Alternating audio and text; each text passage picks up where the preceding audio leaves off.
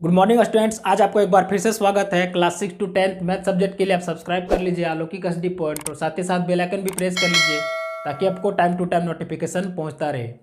बच्चों, हम लोग पढ़े थे सर्कल यानी कि वृत्त, और वृत्त में पार्ट 4 तक पढ़ चुके थे। आज हम लोग पार्ट 5 पढ़ने वाले हैं। अगर आप पार्ट 4 तक वीडियो नहीं देखे हैं तो प्लेलिस्ट में आप जाकर के सर्च कर सकते हैं, लिंक दिया हुआ आपका डिस्क्रिप्शन में, आप जाके सर्च कर सकते हैं। और अलौकिक एसडी पॉइंट के नाम से आप इंस्टाग्राम पर भी मुझे फॉलो कर सकते हैं। बच्चों, आज हम लोग पढ़ने वाले हैं पार्ट 5, है ना।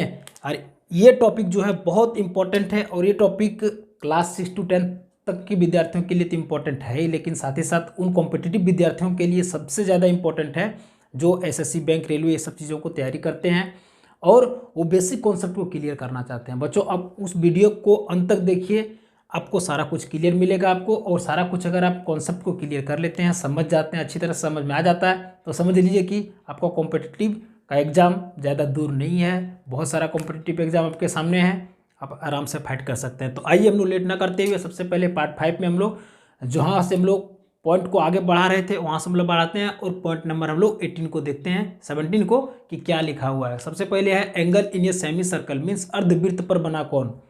Angle in a semicircle मतलब, सेमी सर्कल मतलब होता है, अगर आप वीडियो नहीं देखे हैं तो सेमी सर्कल का वीडियो मेरा देख लीजिएगा, मैं बना चुका हूँ, है ना। सेमी सर्कल का मतलब होता है वृत्त का आधा भाग। तो वही कह रहा है कि वृत्त के आधा भाग पर जो कोण बनता है वो किस तरह का कोण बनता है। तो आइए हम लोग सबसे पहले डिफाइन जान लेते हैं। कहते हैं कि एंगल इंस्क्राइब्ड इन य semi circles is called angle in य सेमी सर्कल्स। अब देखिए यहाँ पे कह रहा है कि सपोज यहाँ पर ये आपका सेंटर हो गया, जो कि आप समझ रहे होंगे एंगल में एक सेंटर होता है, मतलब सर्कल में एक सेंटर होता ही होता है। अब यहाँ से हम लोग एक डायमीटर दे दिए, है ना, डायमीटर दे दिए। इसका मतलब है कि हम लोग दो सेमी सर्कल अब हम लोग के पास हो गया, एक ऊपर हो गया, एक आपका नीचे हो गया। आप कहीं भी डायमीटर दे करके दो भाग में बांट सकते हैं, उससे कोई दिक्कत नहीं है। तो ये आपका सेमी सर्कल हो गया। अब हम लोग बात कर रहे थे एंगल का, ये इंस्क्राइब्ड रहता है सर्कल के अंदर में। अब देखिए सपोज हम लोग यहाँ पर बिंदु ले लिए, एक ठो यहाँ पर ले लिए, एक ठो यहाँ पर ले लिए, एक ठो यहाँ पर ले लिए। ये मैं 4 ठो लिया हूँ अपने से, है ना। आप जहाँ चाहें आप ले सकते हैं, यहाँ पर चाहें, यहाँ चाहें, कहीं भी आप ले सकते हैं, है ना। अब वहाँ पर आप एंगल बनाइए। देखिए मैं एक एक करके एंगल बनाता हूँ। अब एंगल कैसे बनाइएगा, आप यहाँ से लेकर के एक यहाँ लाइन दीजिए और एक एंगल यहाँ पर, यानी कि ये आपका सेमी सर्कल हो रहा है। तो मतलब आपका ये BAC, देखिए एक एंगल आपका बन गया। अब ये एंगल कितना डिग्री का बनाएगा वो मैं बाद में बताऊंगा। सबसे पहले आप किस तरह का एंगल बनता है वो चीज़ तो जान लीजिए। अब देखिए दूसरा एंगल मैं बनाने का कोशिश कर रहा हूँ, यहाँ पर बना दिए, यहाँ पर बन गया, है ना। फिर से मैं तीसरा का बना रहा हूँ, एक यहाँ बना दिए, यहाँ बन गया, है ना।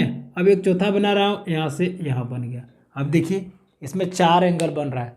बच्चों आपको थोड़ा सा कन्फ्यूजन हो रहा होगा, लेकिन कन्फ्यूजन होने का कोई सवाल नहीं होता है। जब मैं क्लियर कर दूंगा तो यहाँ पर 90 डिग्री हो गया, और ये आपका देखिए यहाँ पर भी 90 डिग्री हो गया, है ना।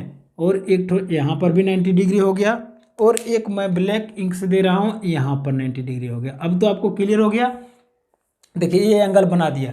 अब एंगल जो होता है वो कितना डिग्री का है। Angle in a semi circles is a right angle. बच्चों आप ध्यान दीजिए कि राइट एंगल का मतलब यहाँ पर 90 डिग्री का कौन बना रहा है। जो भी सेमी सर्कल पर एंगल बना रहा है वो कितना बना रहा है, 90 डिग्री का। यहाँ पर हम लोग लिख सकते हैं ये 90 डिग्री हो गया आपका, ये भी 90 डिग्री हो गया, ये भी 90 डिग्री का हो गया, और ये भी आपका 90 डिग्री का कोण हो गया। मतलब हम लोग इसमें क्या जाने, है ना, इस सेमी सर्कल पर जो भी एंगल बना रहा है वो 90 डिग्री का होना चाहिए। लेकिन जहाँ पे एंगल बना रहा है वो बस आपको यही ध्यान देना है कि जहाँ पर एंगल बना रहा है वो आपको सर्कमफेरेंस को टच करना चाहिए, है ना। ये आपको कंडीशन होना चाहिए। बहुत सारा क्वेश्चन इसमें आता है, बहुत सारा कन्फ्यूजन होता है इससे रिलेटेड, लेकिन आप कुछ वहाँ पर ध्यान नहीं देना। आपको यही चीज़ ध्यान देना है कि एंगल बना रहा है डायमीटर पर मीन सेमी सर्कल पर, और जो एंगल जहाँ पे बना रहा है वहाँ पर सर्कमफेरेंस को टच किया हुआ है, ये 90 डिग्री का हो गया। बच्चों इसको हम लोग चाहें तो एक करके हम लोग लिख भी सकते हैं। जैसे देखिए यहाँ पर लिखेंगे एंगल ABC इक्वल टू ये 90 डिग्री हो गया। फिर उसी प्रकार से यहाँ पर लेंगे अगर ये BC के बाद हम लोग D दे देते हैं, फिर E दे देते हैं, F दे देते हैं ना। तो लिख सकते हैं यहाँ पर एंगल ADC इक्वल टू आपका 90 डिग्री हो गया।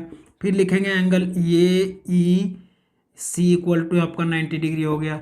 फिर यहाँ पर लिखेंगे एंगल AFC इक्वल टू 90। और अब है साइक्लिक क्वाड्रिलेटरल। साइक्लिक क्वाड्रिलेटरल का मतलब है चक्रीय चतुर्भुज, यानी कि एक वृत्त के अंदर में बना चतुर्भुज को हम लोग चक्रीय चतुर्भुज कहते हैं, साइक्लिक क्वाड्रिलेटरल कहते हैं। अब देखिए साइक्लिक क्वाड्रिलेटरल का डिफाइन क्या कहता है कि a quadrilateral ABCD is said to be a cyclic if all its vertex lie on a circles. कहता है कि point lying on a circles are said to be a cyclic. बच्चों ध्यान दीजिए, सबसे पहले आपको ये चीज़ समझना है कि मान लिया जाए हम लोग यहाँ पर एक पॉइंट दे दिए, इस तरह से कहीं भी हम लोग पॉइंट दे दिए, वहाँ बात कर रहा है ABCD का, तुम लोग यहाँ पर दे देते हैं ABCD, ये आपका 4 पॉइंट हो गया।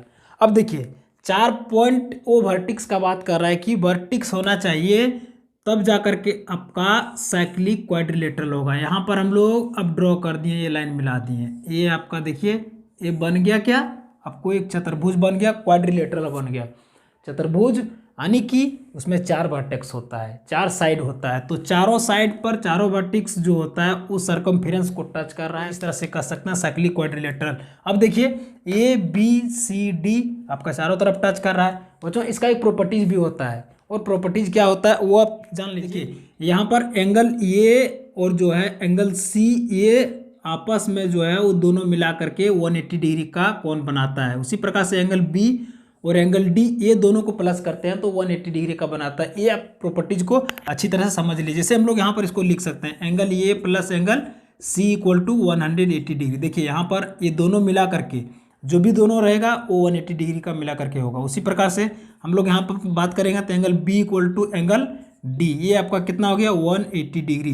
ये दोनों प्रॉपर्टीज को अब अच्छी तरह से कॉन्सेप्ट कर लीजिए, है ना, कि एक सर्कल के अंदर में जो भी चतुर्भुज बना होता है वो उसका अपोजिट एंगल जो होता है, विपरीत कोण जो होता है, दोनों को प्लस करने के बाद 180 डिग्री। अब हम लोग चलते हैं congruency of circle. Congruency of circle का मतलब होता है सर्वांगसम वृत्त। हम लोग सर्वांगसम त्रिभुज के बारे में तो बहुत कुछ पढ़ चुके हैं, है ना। उसमें हम लोग बेसिक चीज़ों को 5 चीज़ों के बारे में पढ़े थे, 5 प्रकार की प्रॉपर्टीज को हम लोग जाने थे कि कौन कौन सा कॉन्ग्रुएंट होता है। ऐसे ऐसे ऐसे पढ़े थे, ये ऐसे पढ़े थे, इस तरह से हम लोग 5 ठो पढ़े थे वहाँ पर। लेकिन वृत्त में ऐसा क्या कंडीशन है जो कि ये भी कॉन्ग्रुएंट होता है? बच्चों इसमें भी कुछ न कुछ कंडीशन होता है जो आज मैं बताने वाला हूँ। तो आइए हम लोग देखते हैं। सबसे पहले डिफाइन में यहाँ पर कहता है कि कॉन्ग्रुएंसी ऑफ सर्कल्स का मतलब होता है सर्वांगसम वृत्त। इसका डिफाइन कहता है कि 2 circles are congruent if and only if they have equal radii.